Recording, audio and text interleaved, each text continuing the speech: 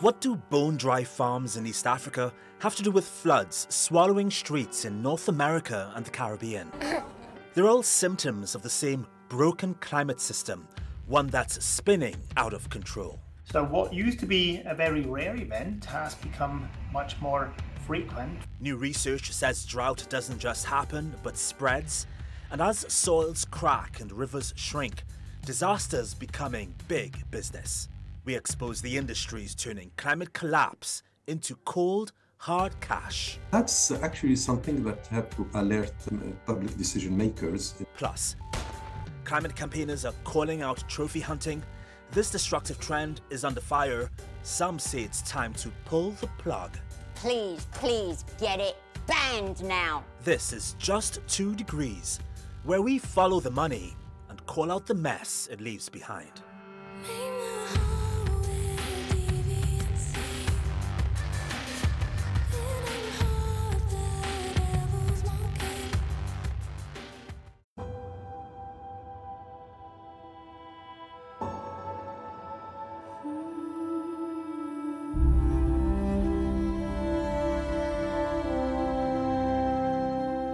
Drought doesn't always make global headlines, but right now, from the Andes to the Alps, the Middle East to China, drought is doing a real number on lives and on landscapes. But what really is a drought? What does it look like? Can we see it coming? And more importantly, is there anything we can do about it? Turkey's Çavuşçu Lake was once a thriving body of water. Now it's barely holding on. The water's pulled back so far, 2 of its islands have reconnected with the shore. And for local fishermen, there isn't much to cast their nets into. Over in Poland, the Klimkauka reservoir is shrinking fast. There was low snowfall during winter, and the country had one of its driest springs on record. The reservoir doesn't even look like itself anymore. And in Bolivia's Santa Cruz, 17 Amazonian dolphins were rescued from a wetland pond, just in time before it turned to cracked mud. From South America to Eastern Europe, the Middle East and Asia, drought is creeping across continents and reshaping everything in its path. بس هسه البحيرة ما يدخلها أي كمية ما يدخلها. أنا أحكي لك على دخول نهر الفرات أول ما يدخل بالأنبار. Drought isn't just a patch of dry weather. It is a slow-motion squeeze on rivers, food, and our very survival. And it's hitting everywhere. Tenemos regiones en México como el norte, donde hay tasas de calentamiento de 6 grados por siglo, ¿no? 3 veces más que el promedio global. Y algunas partes del sur también tienen tasas de calentamiento de alrededor de 5 grados por siglo. Sometimes drought are intentional, like the one in Gaza. Less than half the enclave's water facilities work. Desalination plants are offline, and UNICEF says the risk is clear. Children could die of thirst. And in China, it is a split screen. While Typhoon Wu-Tip drenched the southeast, the wheat belt in the northeast is baking under drought. A farmer there says it is the worst she's seen in 20 years. These aren't scattered disasters. They're all connected. Drought doesn't just appear, it spreads from glaciers to fields and to cities, like a slow-moving wave. And the science is clear. Global warming is cranking up the heat, turning the natural into the catastrophic. It's kind of unsettling to think of drought as something that moves, but researchers have been tracking how it forms in one place, then spreads to nearby regions, creating a chain reaction, not just isolated dry spots. We reached out to scientists behind the study called Spatio-Temporal Patterns of Drought Migration Across the Contiguous United States to find out more, but they were all busy doing research to save the world. So let's take a moment for a Just to Matter, our segment that zooms in on the little things making a big impact. Today's topic is a glass of water you never drank, never even saw. You might think drought is about rain that doesn't fall, but you don't drink or even see most of the water you do use. It's virtual, hidden in the things you eat, wear, and charge. Your morning cup of coffee takes about 140 litres of water to grow, process, and ship. That's about 30 minutes in the shower, just gone in a few sips. It takes around 2,500 litres to grow the cotton, dye, wash and ship just one t-shirt. That's enough drinking water for one person for 2.5 years. And it takes around 900 litres of H2O just to make your smartphone, between mining metals, cooling the factories, and putting it all together. So every time you upgrade, you're tapping into a water supply that might already be running dry. We don't see this water, but someone somewhere needs it. And in a world where drought is hitting every continent, that invisible water really matters.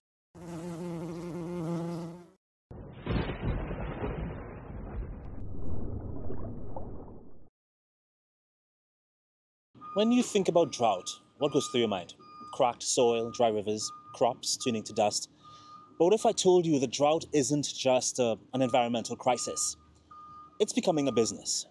As water grows scarce, many are looking for ways to cope while others are profiting. Private companies are buying up farmland just for the water rights. Investors are trading water like it's oil. And communities who once lived off the land are being bought out. This isn't just about water shortages. It's about who controls the last few drops and how much they're worth. Going to be a lot of irate citizens when they find out that they're paying for water that they're not going to get. This scene from the 1974 film Chinatown hits very close to home. In the movie, corrupt investigators pose as farmers just to secretly buy up land in drought-ridden Los Angeles. Water's not the focus of the film, but it's the backdrop for a story about power and who controls vital assets. And I respectfully suggest that $8.5 million is a fair price to pay to keep the desert from our streets and not on top of them. Fast forward to today, and Chinatown's plot feels familiar. Hedge funds and private equity firms treat water like a business, deciding who gets access and who doesn't. Here's how it works. A company buys up farmland, not to grow crops, but to claim the water rights, then sells that water to cities for profit, while nearby communities suffer. That's exactly what happened in Arizona. Greenstone Resource Partners bought farmland using old rules tied to the Colorado River, then turned around and sold the water rights to Queen Creek, a Phoenix suburb, for $14 million. Locals thought Greenstone was just another farm, until they realized it was part of a shadowy investment firm that moves water across the Southwest like a Wall Street asset. You can't control what you aren't measuring. So right now today, the state has absolutely no idea how much water is being pulled from the aquifer by the farms. So why is water there such a hot property? It's because the Colorado River is in crisis. It's lost 20% of its flow since 2000, in the worst drought in over 1,000 years. And with 80% of that water going to agriculture, investors are snapping up irrigated land. All my crops up there were diminished as far as the tonnage and yield and quality because we had the water shut off so early. And it's not just the US. In the UK, agribusiness and energy giants are draining billions of liters from the ground, thanks to outdated rules that reward the biggest users. The more they pump, the less they pay. And that's as ordinary families face water rationing and rising bills. And here's where it gets even murkier. In 2020, California launched the world's first water futures market, where it bets on water prices like oil or gold. Originally designed to help farmers hedge against drought, the system now attracts investors who don't need water at all. They're just placing bets that prices will swing. It's like reducing a vital human right to a slot machine. UN experts have raised the alarm, warning that speculative markets like this turn water into a playground for profit, while vulnerable communities are left thirsty. Some lawmakers want it shut down. Senators Elizabeth Warren and Ro Khanna introduced a bill to ban water futures trading, arguing that water shouldn't be a bet for the wealthy. But the bill stalled, and with Republicans now in charge, it's unlikely to move forward anytime soon. So the water wars rage on, in courtrooms, on farmland, and in the markets. And that lesson from Chinatown still holds. When water becomes a commodity, the powerful cash in, often to the detriment of the rest of us. If there's no water, there's no us. If there's no ground, there's no us. Should we hear a lot about people suffering because of climate change, but what about the ones who benefit? Are there companies, middlemen, governments even actually making money off of drought? Yes, that's an important point, because any natural resources, when it become more scarce, will increase conflict and divergence, and that's happen often even for other type of resources. But for water is really something important. Climate change is the key driver here for this growing risk. As rising in temperature, alert rainfall patterns, and accelerate evaporation. And this actually with 4 degrees Celsius of warming, drought could become up 7 times more frequent and intense. And this will reduce the water availability in different sectors. And then many companies may suffer, but may also adjust or adapt their business model. And this actually can reach very quickly a certain limit in terms of the price proposed certain way for the society that many people may not afford. But also, you know, something like draw your attention is the importance of agriculture sector in terms of using water, because irrigation count the lion's share of water withdrawal, fresh water withdrawal. And that's actually something that have to alert public decision makers in terms of regulating and getting actually the good policy signals that water is a common good and needs to be managed, not just that like strict private good, like you make it you take it only from the profit or benefit point of view.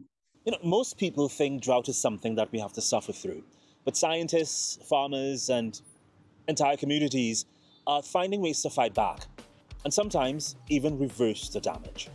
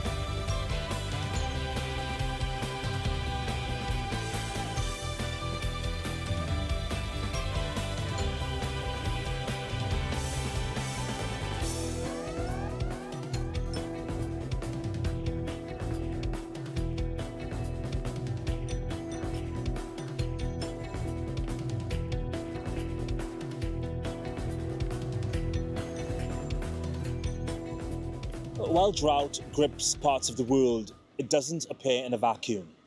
Some regions are scorched, yes, but others drown in annual rainfall. Scientists keep warning that it's all part of the same climate system, one that's getting more chaotic, more extreme, and harder to predict. Here's climate scientist Eric Fisher to explain how drought is being turbocharged by the crisis, and why understanding it means looking beyond what's dry. In July 2024, Hurricane Beryl thrashed Jamaica with violent winds and rain. Entire communities lost power, and the storm carved a path of destruction across neighboring Caribbean states.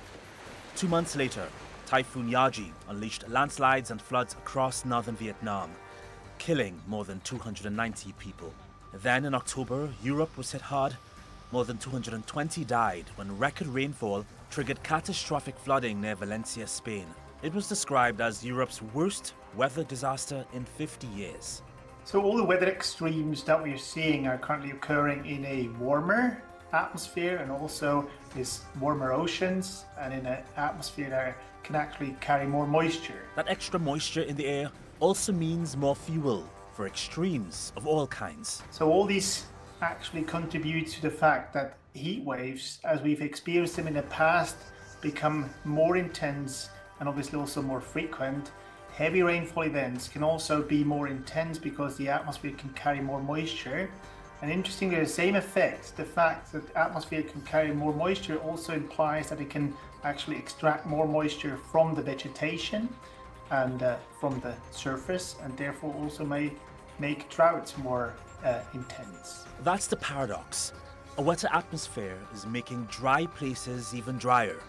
In June 2024, the Mexican state of Chihuahua faced a brutal drought. Reservoirs shrank and farms and livestock operations suffered.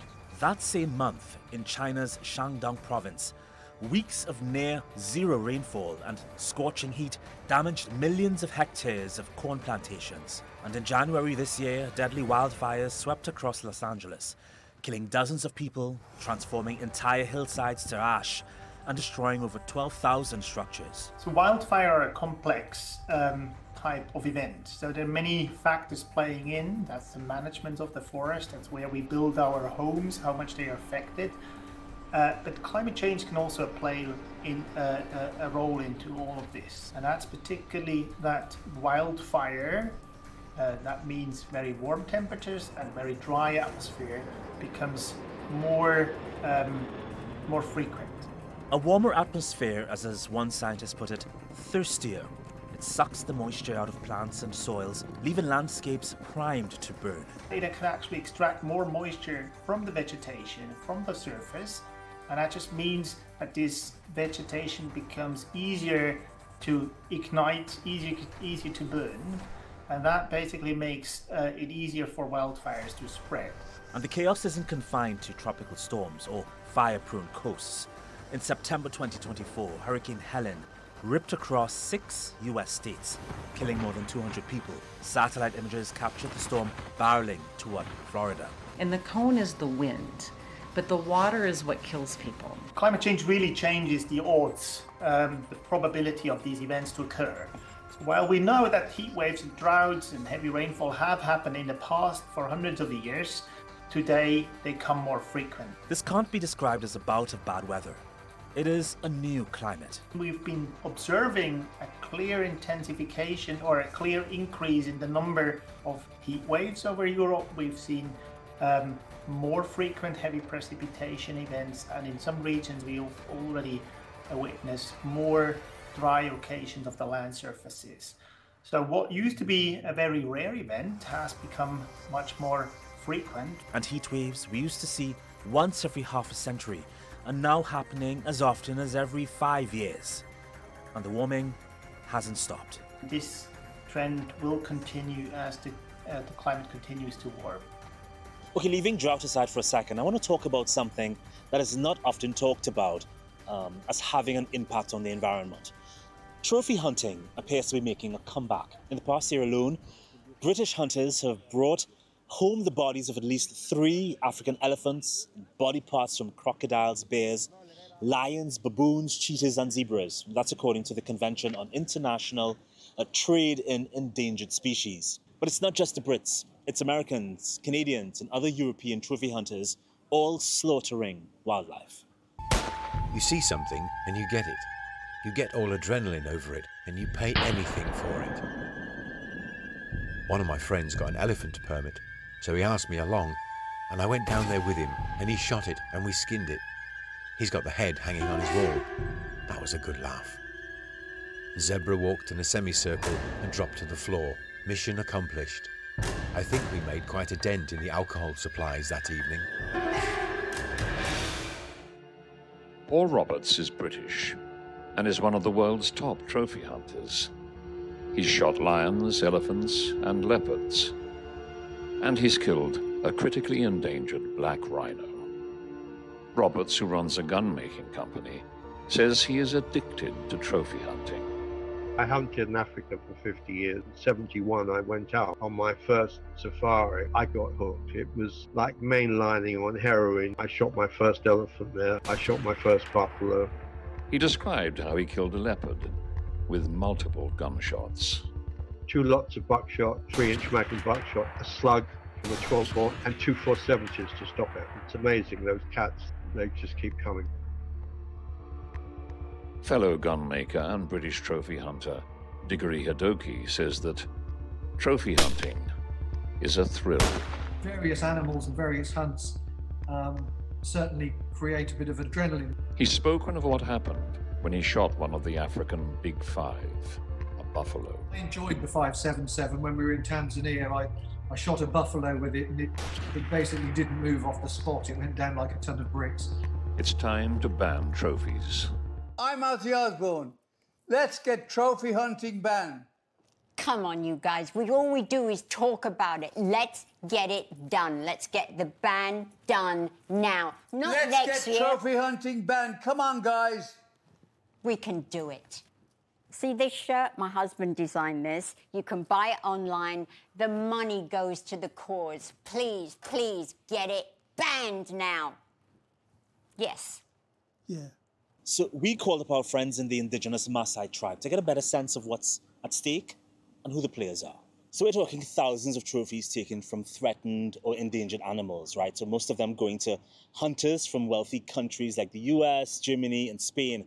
Why is wildlife from the global south being turned into souvenirs for the global north? Trophy hunting is a very, very colonial culture. It's a very old practice that used to be done during the 50s and the 60s. And the problem is, as long as there's somebody who offers such a service, there will always be a customer. You know, it's a practice that needs to stop. End of. You need to stop because it's not for the good of anyone or any wildlife. It's literally a money-making practice. It's awful. It's just for the bloodthirsty rich. Nothing but that. How do you respond to the idea that it's justified because of the money it brings into the country?